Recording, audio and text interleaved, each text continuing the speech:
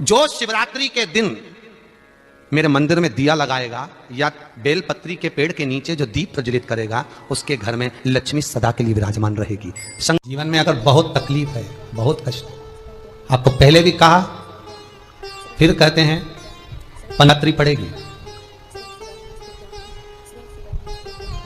जो माघ महीने में शिवरात्रि पड़ती है उससे भी प्रबल शिवरात्रि। ये शिवरात्रि 19 वर्ष के 2 बार गैप करने के बाद 183 वर्ष के बाद आएगा, और 183 वर्ष के बाद फिर इसमें की शिवरात्रि प्राप्त होगी। और 183 वर्ष किसने देखे? कौन ने देखे? और निवेदन करूंगा, अगर जिंदगी में थोड़ी सी तकलीफ है, दुख है, कष्ट है, परेशानी है, तो उस शिवरात्रि को हाथ से मत जाने दो। कल शिवरात्रि को आपको पहले भी कहा कि क्या क्या वस्तु भगवान शंकर को हम रात्रि के समय पर चढ़ा दें, जिससे हमारा रोग समाप्त हो जाए, हमारी बीमारी समाप्त हो जाए, हमारे जीवन में सुख समृद्धि लक्ष्मी आ जाए। वो समर्पण का भाव। और शिवरात्रि आने में देरी है और आपके जीवन में बहुत कष्ट है, बहुत कष्ट।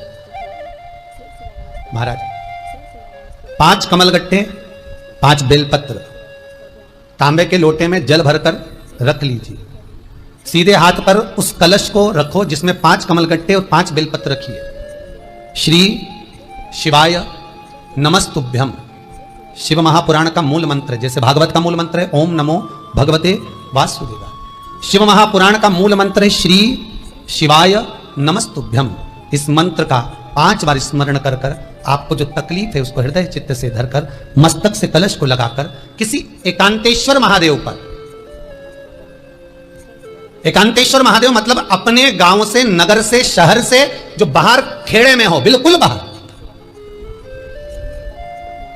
जिस शिवलिंग पर कोई पूजन करने ना जाता हो, एकांत में बैठे हो, जंगल में बैठे हो, कहीं किसी वृक्ष के नीचे विराजमान हो, ऐसे एकांतेश्वर महादेव पर अपनी कामना कर कर वो जल समर्पित कर दो। 1 बेलपत्र, 1 कमलगट्टा उठाकर अपने घर पर लेकर आ जाओ। जो तकलीफ बहुत ज्यादा हो रही है 5 दिन में आपको मालूम पड़ जाएगा, 5 दिन में अंतर आ जाएगा। शिव का अनुमोदन करो, शंकर का स्मरण करो। महाराज ये अश्विन का जो अधिक मास है 183 वर्ष के बाद वापिस आएगा। योग, ये योग पहले मिल जाता 19 वर्ष में, पर अब मिलेगा 183 वर्ष।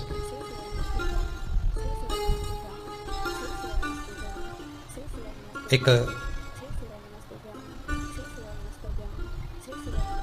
किन्हीं माता जी का कृष्ण था, वो ध्यान में नहीं आ रहा है वो कहाँ से थी, कि उन्होंने प्रश्न किया था, व्हाट्सएप पर लिखा हुआ आया था कि उनके घर में कोई बहुत ज़्यादा बीमार पड़ा हुआ है और बहुत बुजुर्ग है, लगभग 90-95 साल की हैं, और शरीर गल गया, शरीर में अब कीड़े पड़ रहे हैं। सिस्टर को बुलाते हैं, डॉक्टर को बुलाते हैं, तब उनको साफ करते हैं, शरीर इतना गल चुका। उसके लिए क्या करना चाहिए? एक निवेदन करूंगा, एक भगोनी में गेहूं रख लीजिए, एक पात्र में गेहूं, जो बहुत बुजुर्ग हो चुकी हैं, कीड़े पड़ रहे हैं शरीर में, आपने एकादशी दे दी, गीता जी करवा दी, पाठ करवा दिया, गौदान करवा दिया, मोक्ष करवा दिया, सब कुछ करवा दिया, तो भी मुक्ति नहीं मिल रही है, तो पात्र में गेहूं रखकर उन माता जी की सीधे हाथ की 3 उंगलियां उस गेहूं में डालकर उनका नाम और गोत्र बोलकर वो गेहूं गाय को खिला दीजिए। पात्र किसी गरीबड़े को, भिक्षुक को दे दीजिए। महाराज 3 या 4 दिन में मोक्ष प्राप्त हो जाता है।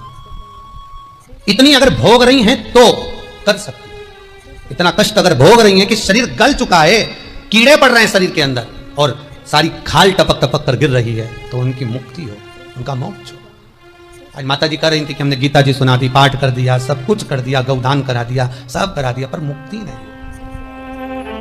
शिव का हो, शंकर को, मेरे बाबा विश्वनाथ का स्मरण करो, मिलेगा। फिर निवेदन करूंगा, ब्रह्मा ब्रह्मलोक में रहते हैं, भगवान विष्णु बैकुंठ में रहते हैं। मृत्यु लोक का अगर कोई देव है तो वो महादेव है। पृथ्वी का अगर कोई देवता है तो वो देव अधिदेव महादेव है। पर हमारी आदत है, हम पड़ोस की काकी आती है तो उसको प्रणाम करते हैं, मासी सास आती है तो उसको नमन करते हैं, चाची सास आती है तो उसको नमन करते हैं, और घर में सास बैठी रहती है उसको कभी नमन नहीं करते। आदत है ना हमारी। दूसरों को तो हम प्रणाम कर लेंगे पर घर की सास को नमन नहीं कर पाते। उसी तरह हम भगवान विष्णु का स्मरण कर रहे हैं, ब्रह्मा का स्मरण कर रहे हैं, सारे 33 कोटि देवताओं का स्मरण कर रहे हैं, पर भूलोक का, इस देव अधिदेव महादेव का हम कितना स्मरण कर रहे हैं। हम तो भगवान शंकर के मंदिर में भी जाते हैं तो छल करते हैं। गए मंदिर में, वहां का लोटा उठा लिया, पानी भर लिया, शंकर जी को चढ़ा दिया, लोटा दूसरे का, पानी दूसरे का, मंदिर भी दूसरे का, पानी चढ़ा दिया बस। और इतनी सात्विकवान सिर पर पल्लू मल्लू रे के ऐसे पानी चढ़ाए, शंकर भगवान भी सोचे काय को नौटंकी करे रे, काय को नाटक करे? पानी दूसरे का, लोटा दूसरे का, शंकर जी पे चढ़ा रही। अगर शंकर को जल चढ़ाना है तो घर से लेकर जा, लोटा भी घर से लेकर जा। और अगर मंदिर का पानी लिया है, मंदिर का लोटा लिया है, तो 1 रुपए लोटे का किराया और 1 रुपए जो लाइट जली, पानी भरा जिस पुजारी ने, उसका 2 रुपया दान पेटी में डाल, तब जाकर तू शंकर को पानी चढ़ाएगी, तब शंकर उस जल को स्वीकार करता है। किसी की लगी लगाई थाली मिल जाए पूजन की और तुम सिर पे पल्लू लेकर कुंकू चावल रोली बोली सब चढ़ा दो और बेचारी वो बाद में आए तो देखे तो यहाँ सब साफ, तो क्या भगवान स्वीकार करेगा? भगवान ऐसा स्वीकार नहीं करे। फिर निवेदन है, बरसाती मेंढक मत बनो रे, अच्छे से सेवा करो, थोड़ी करो पर अच्छी करो, घर से पानी लेकर जाओ।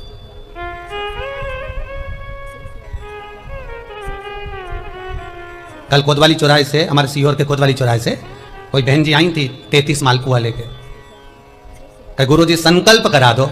हमने कहा पानी लाओ, तो क्या तुम्हारे यहाँ नहीं है? हमने कहा हमारे यहाँ तो कुआं है। लिया। चावल लाओ, तो क्या गुरु जी पूजन मंडप में होंगे ना चावल जरा सा। हमने कहा वापिस घर जाओ, निकलो।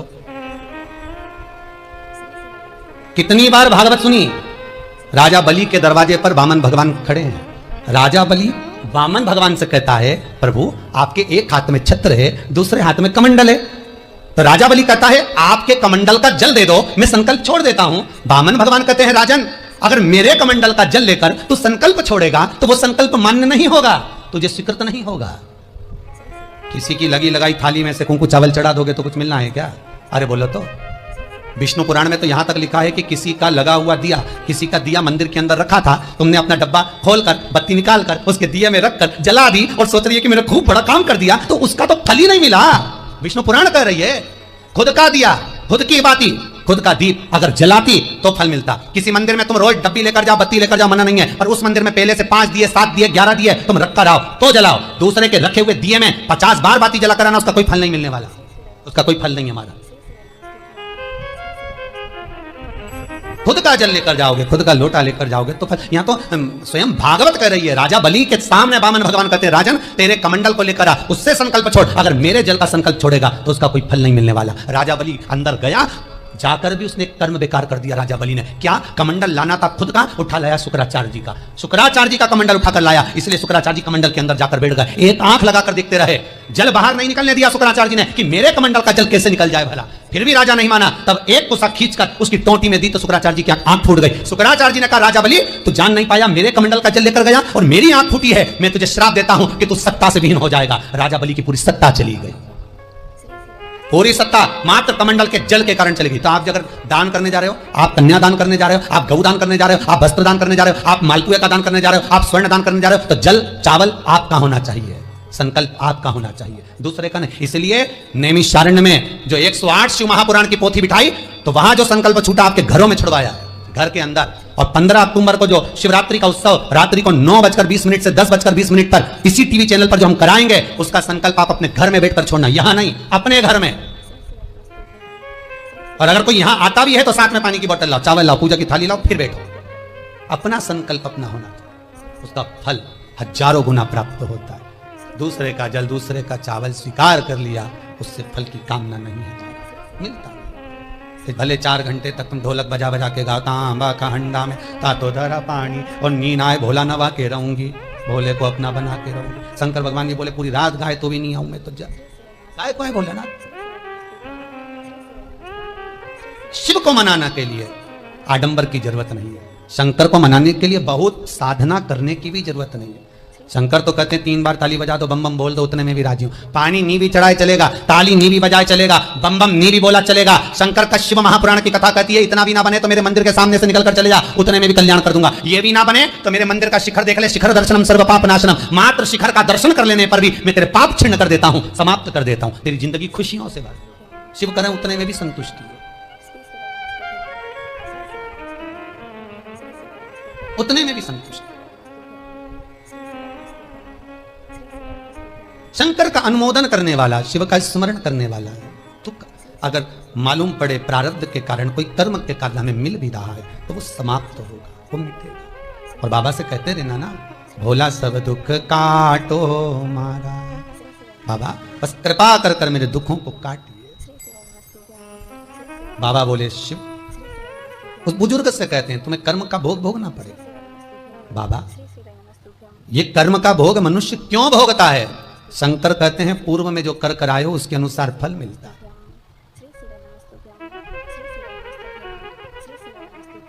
अभी 2 दिन पहले की कथा याद करो।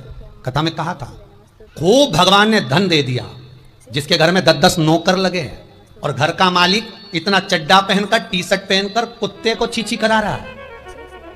कथा में कहा था कि नहीं कहा था?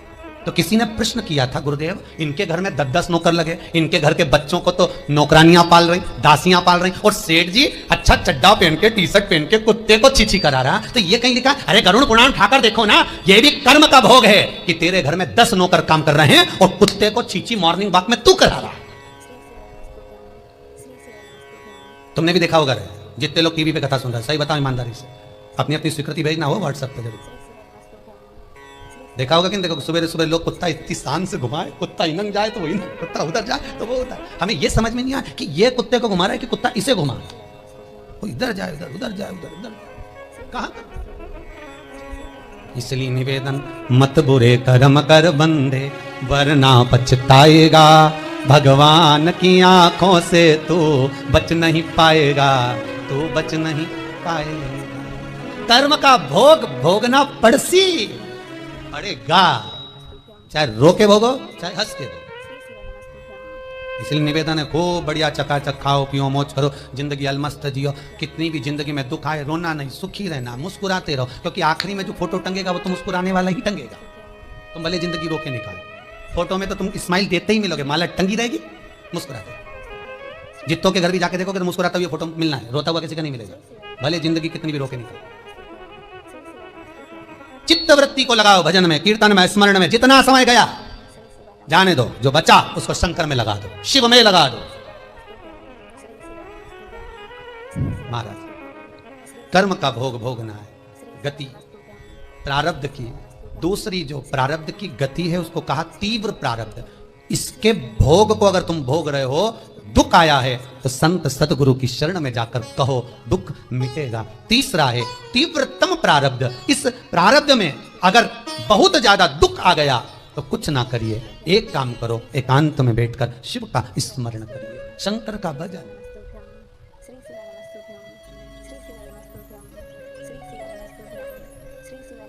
बटकेश्वर महादेव और पिपलेश्वर महादेव। पिपलेश्वर महादेव जिस जगह पर दधीची ऋषि की धर्म पत्नी सुवार्च के सम्मुख में दधीची ऋषि के प्राण देवता ले लेते हैं, अस्थियों का कंकाल हो जाते हैं दधीची वाला। उनकी धर्म पत्नी रोती हुई अपने पेट पर पत्थर मारती है गर्भ को नष्ट करने के लिए। वहां शंकर भगवान प्रकट होते हैं पीपल के पेड़ के नीचे। शिव जी का नाम पिपलेश्वर महादेव हुआ। जो बालक पीपल के पेड़ के नीचे जन्मा उसका नाम पिपलाद हुआ। 2 महादेव अपनी पुस्तिका में लिख कर रख लो, एक बटकेश्वर महादेव और एक पिपलेश्वर महादेव। अदालत में कोई कार्रवाई चल रही है, अदालत में कोई केस चल रहा है, अदालत में कोई बात चल रही है, नहीं जीत मिल रही, नहीं विजय मिल रही, हार गए, पेशियां लगा लगाकर एक बार बड़ के पेड़ के नीचे बालू मिट्टी का शिवलिंग बनाकर उसकी पूजन करो। पूजन अर्चना कर कर दही 3 चम्मच नाम लेकर चढ़ाओ जिसके साथ केस चल रहा है, और 3 चम्मच दही चढ़ाकर उस दही को उठा लो और रुमाल पर उसके छापे लगा लो, सफेद रुमाल पर। भगवान शंकर की पूजा अर्चना कर कर जल में विसर्जन कर दो बटकेश्वर महादेव का नाम लेकर, और उस रुमाल को घड़ी बनाकर रख लो। अगली पेशी जब हो उसको साथ लेकर जाओ, केस जल्दी निपटेगा, विजय प्राप्त होगी। मात्र 3 सोमवार करिए बटकेश्वर का स्मरण। उसी तरह पिपलेश्वर महादेव, कितनी भी बड़ी जिंदगी में रोग हो, चाहे कैंसर जैसा हो, लीवर हो, किडनी हो, कितना भी बड़ा रोग हो, भगवान पिपलेश्वर महादेव का स्मरण करिए। पीपल के पेड़ के नीचे शंकर भगवान के शिवलिंग का निर्माण कर कर उसकी पूजन अर्चना करिए, उस पर शहद चढ़ाइए। पीपल का वृक्ष, आंवले का वृक्ष, शमी का वृक्ष, बेलपत्र का वृक्ष, ये औषधि पूर्ण है महाराज। डॉक्टर ने कह दिया डायलिसिस कराना जरूरी है, तो एक बार इस शिव महापुराण का उपाय जरूर करना। डायलिसिस कराने से पहले 5 छोटे छोटे पीपल के पत्ते लेना, शंकर जी का शिवलिंग का निर्माण पीपल के पेड़ के नीचे करना, मट्टी का पार्थिव शिवलिंग निर्माण कर कर उसकी पूजन कर कर बेलपत्री 5 चढ़ाकर 5 पीपल के पत्ते 5 शमी के पत्ते शंकर पर चढ़ा देना, आरती पूजन करना। शमी का पत्ता बेलपत्र छोड़कर 5 पीपल के पत्ते उठा लेना। जिस व्यक्ति को डायलिसिस का बोला है उस व्यक्ति को 5 पत्ते पीस कर छान कर पिला देना। 3 दिन बाद फिर जाकर डॉक्टर को चेक करवाना, डॉक्टर डायलिसिस का मना कर देगा, लीवर किडनी अपना काम करना प्रारंभ कर देगा। पिपलेश्वर महादेव की पूजन, पीपल के पत्ते की औषधि जीवन का सुख दे जाती है। पिपलेश्वर महादेव सहज नहीं है महाराज। कितना विचित्र वर्णन है। प्रैक्टिकल जरूर करना, सीओर वाला महाराज कहीं झूठ तो नहीं बोल रहा, और व्हाट्सएप पे लिखकर भी भेजना करा कि नहीं करा, क्योंकि शिव महापुराण की लेखनी है। वेद व्यास जी महाराज वर्णन करे, गलत नहीं कर सकते। किसी को बहुत खून निकल रहा, बहुत एक्सीडेंट हो गया, खून पर खून निकल रहा है, उसको अगर होश है और वो होश में है तो 5 पीपल के पत्ते किसी भी वृक्ष के तोड़कर पिपलेश्वर महादेव का नाम लगकर उसको खिला दो, चबा चबा कर, उसी समय खून निकलना बंद हो जाए, रक्त बंद। पिपलेश्वर महादेव का मात्र स्मरण ही सुख दे जाता है, आनंद की अनुभूति करा देता है। मात्र पिपलेश्वर महादेव। बहुत बड़ा ऑपरेशन कराने जा रहे हो तो उसके 15 दिन पहले पिपलेश्वर महादेव का पूजन कर कर, अर्चना कर कर, भगवान शिव का स्मरण कर कर, पीपल के पत्ते की माला बनाकर हनुमान जी को चढ़ाकर फिर ऑपरेशन के लिए जाओ, जिससे दूसरी बार ऑपरेशन की जरूरत ना पड़े। शरीर का जिसका ऑपरेशन है वो अच्छा हो जाए। श्रेष्ठ पिपलेश्वर महादेव, भगवान शिव ओघड़दानी।